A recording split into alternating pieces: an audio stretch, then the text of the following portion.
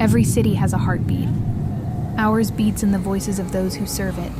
Hope for Providence presents the Spotlight Series, amplifying voices who turn hope into action. I mean, there's a national loneliness pandemic that's being talked about after COVID. A lot of people kind of just learn to keep to themselves, and it's really, really lonely and sad. So I think that we need to continue to have more positive activity. We need to have more concerts and have more activations and more free programming. Right now we're doing research. We're doing pedestrian wayfinding for the downtown parks. The second phase of that is going to be, and then the third phase of that is going to be.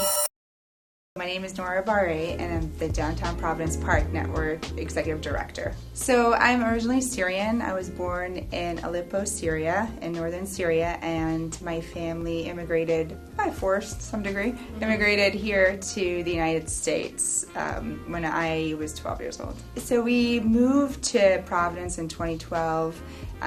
And ever since we immigrated here, we lived in various spaces and states, and we lived in Canada even for a while. And Providence and Rhode Island, of all the places I've ever lived, felt like home. I grew up on the coast in Syria as well, and so for me, having the ocean state and the diversity and the welcoming and kindness of the people just really reminded me of something that's really special to me. And that was the first place I felt at home, and I was like, okay, great. Well, I feel like I fit here, and the history of Providence and just how Rhode Island was founded really resonated with me and kind of our experience. I just felt like I belonged here. So yeah, when you're so passionate about a place, I think it's really easy to want to work and make it better. And so I got involved with Mayor Jorge Lorza during his first run for office and got involved with the city a little more in that direction.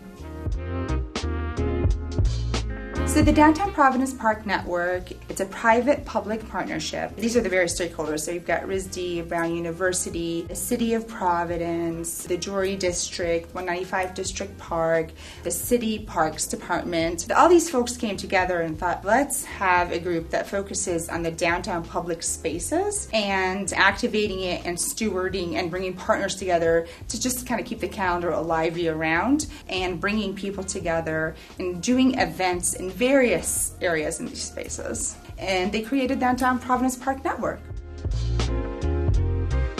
It's to bring vibrancy and economic vitality to the downtown Providence through free events and bringing partners to work together to also make sure that we are supporting them and they're supporting us in various ways throughout the year. I write a lot of grants because that's how we're able to do things, is to get funding. We spend time reporting on those grants. We try to think, what does the calendar look like for the year? How can we keep free things happening all year round in downtown? And what partners are doing the same? And how can we all work together to make sure that we have various fun events planned all year round? And so building relationships is really, really the key to the success. So we work really closely with Mayor Smiley's office in the way that we are the nonprofit kind of arm. And so, if there is some funding for something that we can apply for, we'll communicate that and then we'll just work together. For example, in the last year and a half, there was a need for improvement of lighting in the Memorial Tunnel.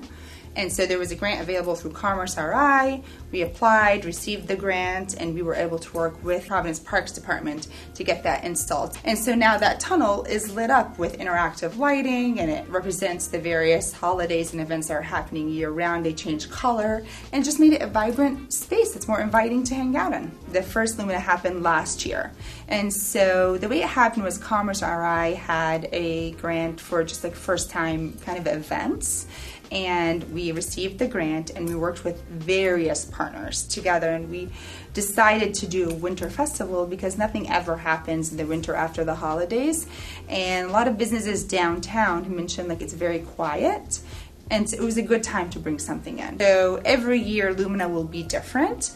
it'd probably be in a different space every year because we have 20 acres to kind of focus on. And so last year it was at 195 District Park, and it was great. It attracted a lot of people, and the installation was different. It was these 25 prisms that played sound and music, and then we built programming around it.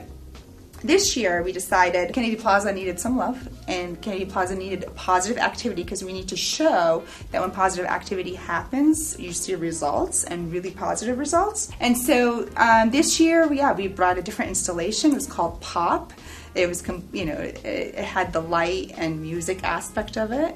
And so, we just wanted people to go ice skating and see the amazing ice skating rink that we have, and play with these installations, and then go out to eat. It's phenomenal.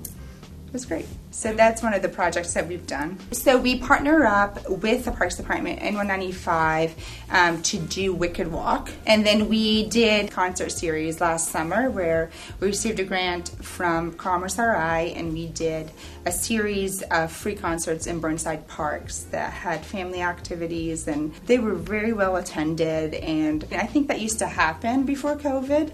And so that brought a lot of vibrancy downtown that was much needed. Our goal is to hopefully have more regular events so people are expecting them and can come to them. I think that all cities have challenges, but really Providence is an amazing city. We have one of our biggest partners, actually, that we share office space with, is the Downtown Improvement District, which is the guys in the yellow jackets. They're incredible. They're everywhere. Like, not every city has that. They're picking up trash. They are walking people to their cars. And I think, like, the more people we have downtown, the more safer it will feel. I mean, there's a national loneliness pandemic that's being talked about after COVID. A lot of people maybe psychologically have kind of just learned to keep to themselves. And it's really, really lonely and sad. So I think that these public spaces are really essential to our democracy, is having free events that are inviting, that brings our community together. That's the common, right? That's like our square. That's our place where we gather and chat and meet each other and have kids play together. We have a great downtown. We have like a great city that's very walkable, that has incredible food, and we need that. We need a community. One of our missions is bringing people together and making them feel that they belong here, and honoring all the work that they've done within the community. Right now we're doing research. We're doing wayfinding, pedestrian wayfinding for the downtown parks to make them feel more cohesive. An overarching theme of this wayfinding project is you belong here. We want everyone walking in the park to look up and see a banner or an artistic depiction to make them feel like they belong in Providence, because they do. And so we're doing this research of like all these folks and cultures and people that have made Providence what it is today. And we're working with Buena Graphica, who's creating these slam post banners that are going to be very beautiful all throughout the 20 kind of acre system of the parks. And some of that's going to be some wayfinding as well, to say like you're 5 minutes away from here and there. The second phase of that is going to be a digital kind of integrative map phase. There's going to be a QR code folks can scan, and then they'll see where they are on the map of downtown and see what's around them and see what's ahead, and kind of make a game out of walking through the downtown. We're building that right now. It's all in kind of my head, but it's kind of coming to fruition slowly. And then the third phase of that is going to be taking some of the contents on the banners and take them into murals onto the ground, into cross sections, anywhere that there's, just a lot of high traffic, foot traffic, just to take the murals on and enjoy those. And then after all that is done, we're going to have a lot of pop-up events happening that are going to tie the banners to the culture. Like, we're highlighting RI Latino arts, and so we'll have various like little pop-ups right near the banner and the mural to highlight that culture and the people that contributed to make Providence the amazing city that it is today. This is a city that belongs to all of us, and all of us should be coming together to feel that we belong here, that we've built the city, and also to improve it, because there's always room for improvement forever. And so I think that's a really key thing, is to always keep in mind that we can improve and we can do it together. and that no one lives in a silo and no one works in a silo. And the more we grow the pie, per se, the more it's better for the city and better for us all. So that's kind of my mentality, and that's how I lead, and I try to bring people along with me, and it's great. It's great. Thank you for watching our Spotlight series. We amplify the voices that uplift our city and drive impact in underserved communities by turning hope into action. Join the movement, follow, share, be a part of the change. Because at Hope for Providence, we focus on solutions.